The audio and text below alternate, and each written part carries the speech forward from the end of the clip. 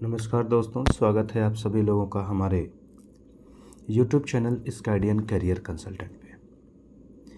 आज हम आप लोगों को इस लेक्चर के माध्यम से बताएंगे कि यदि आप CA करना चाहते हैं तो उसके लिए क्या योग्यता है, मतलब CA करने के लिए क्या एलिजिबिलिटी होती है।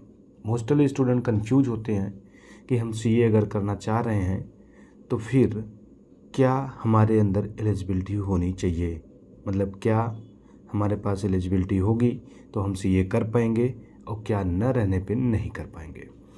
तो पहले तो आप लोगों को ये क्लियर करा दें कि आप CA अगर करना चाहते हैं तो कब से स्टार्ट कर सकते हैं।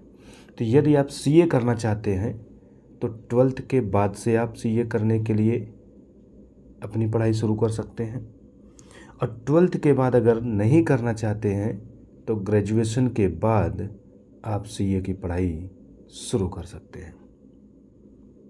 ठीक है, तो सबसे पहले आपको बता दें कि अगर आप 12th के बाद CA करना चाहते हैं तो क्या एलिजिबिलिटी होनी चाहिए। तो यदि कोई बच्चा क्लास 12th के बाद CA करना चाहता है तो वो चाहे जिस स्ट्रीम का हो, चाहे कॉमर्स का हो, चाहे साइंस का हो, चाहे आर्ट साइंस का हो, वो CA का तैयारी कर सकता है, मेन CA वो कर सकता है। अब बात करते हैं कि एलिजिबिलिटी क्या है। तो एलिजिबिलिटी सिर्फ इतना है कि वह बच्चा 12th पास होना चाहिए। 12th पास है, कितने परसेंट से 12th पास हुआ है इसके बारे में ICI ने कोई गाइडलाइन नहीं दे रखा है कि हम इतने परसेंट वालों को परमिशन देंगे और इतने परसेंट वालों को परमिशन नहीं देंगे। तो कहने का सेंस ये हुआ कि अगर कोई बच्चा 12th के बाद CA करना चाहता है तो वह कर सकता है, चाहे जितने परसेंट से 12th पास हुआ हो। लेकिन यदि कोई बच्चा 12th के बाद से नहीं, ग्रेजुएशन के बाद से CA करना चाहता है, तो ग्रेजुएशन के बाद अगर कोई भी बच्चा CA करना चाहता है तो वहाँ पर ICI ने अपना क्राइटेरिया रखा है कि ग्रेजुएशन के बाद जो भी स्टूडेंट CA करने के लिए आएगा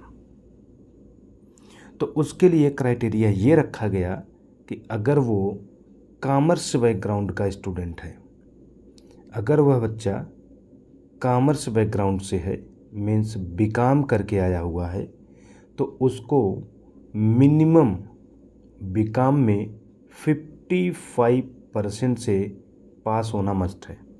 मतलब अगर ग्रेजुएशन के बाद कोई CA करना चाह रहा है तो ये देखा जाएगा पहले कि वो ग्रेजुएशन कौन से स्ट्रीम से कंप्लीट किया है। अगर BCom से किया है तो 55% उसका होना मस्ट है, मतलब वो BCom 55% पाके पास हुआ हो। BCom के अलावा अदर स्ट्रीम से आया हुआ है, अदर स्ट्रीम का मतलब चाहे वो BSc का हो चाहे BA का हो, इन सब फील्ड से अगर आया हुआ है और वो CA करना चाह रहा है, मतलब BA BSc वाला भी अगर CA करना चाह रहा है तो वो भी CA को कर सकता है, कोई रोक नहीं है। लेकिन शर्त ये है कि वह ग्रेजुएशन 60% से पास किया हो।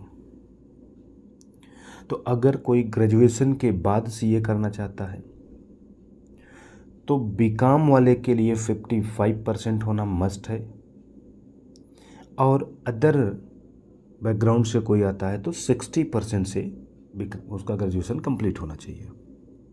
और अगर 12th के बाद से ही शुरू करता है तो परसेंटेज की कोई बाउंडेशन नहीं है। तो ये है एलिजिबिलिटी CA करने की। अब कुछ स्टूडेंट के मन में ये कन्फ्यूजन हो रहा है कि अगर 12th के बाद से ही हम CA करें तो परसेंटेज बाउंडेशन है नहीं, तो हम क्यों ना 12th से ही शुरू कर लें। ग्रेजुएशन करने के बाद अगर हम CA शुरू करेंगे तो वहाँ पे तो बाउंडेशन है, तो बेटर है कि 12th के बाद ही शुरू कर लें। तो देखिए, पहले तो आप लोग का एक डाउट ये क्लियर कर देते हैं कि इन केस आप ग्रेजुएशन किए और ग्रेजुएशन में आपका 55% नहीं बनता है BCom स्ट्रीम से, तो ऐसा नहीं कि आप सीए नहीं कर पाएंगे, आप तब भी सीए कर सकते हैं। बस सीए करने के लिए जो आपको रजिस्ट्रेशन कराना होता है वो ग्रेजुएशन लेवल से न हो करके आपका 12th लेवल से ही होगा, बस इतना ही डिफरेंस है।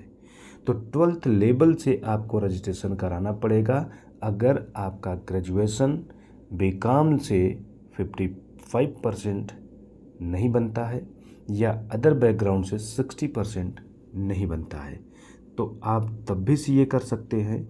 बस आपको 12th लेवल से रजिस्ट्रेशन लेना पड़ेगा। तो 12th लेवल से रजिस्ट्रेशन लेने में और ग्रेजुएशन लेवल पे रजिस्ट्रेशन लेने में क्या फ़ायदा है?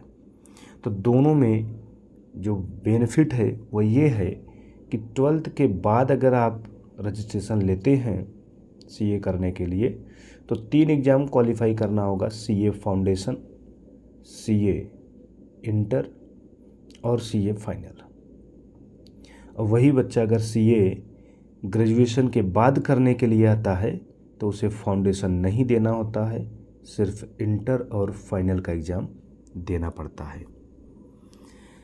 तो अब अगर आप ग्रेजुएशन में 55% बीकॉम वाला और अदर बैकग्राउंड वाला 60% नहीं बना पाता है तो वो 12th से रजिस्ट्रेशन करा ले और सीए फाउंडेशन का एग्ज़ाम देने के बाद सीए इंटरमीडिएट में आए।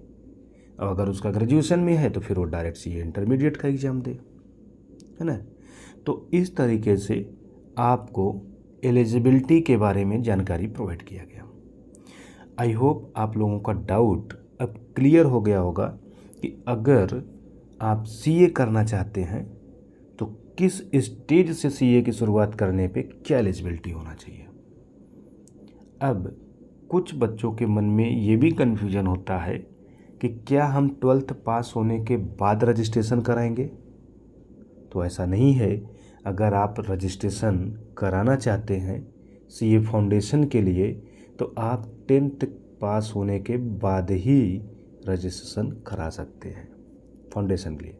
लेकिन ग्रेजुएशन के बाद अगर आप सीए इंटरमीडिएट में रजिस्ट्रेशन लेना चाहते हैं तो वहाँ पर ग्रेजुएशन कंप्लीट होने के बाद ही आप रजिस्ट्रेशन करा सकते हैं। इन केस आपने एग्ज़ाम दिया है लेकिन रिजल्ट नहीं आया है तो प्रोविज़नल बेसिस पे आपका रजिस्ट्रेशन हो जाता है, लेकिन रजिस्ट्रेशन जिस डेट को कराते हैं उसके 6 महीने के अंदर अंदर आपका जो रिज़ल्ट है वो IGI में सबमिट करना पड़ता है। तो आपका रजिस्ट्रेशन प्रोविज़नल से हटा के रेगुलर कर दिया जाएगा।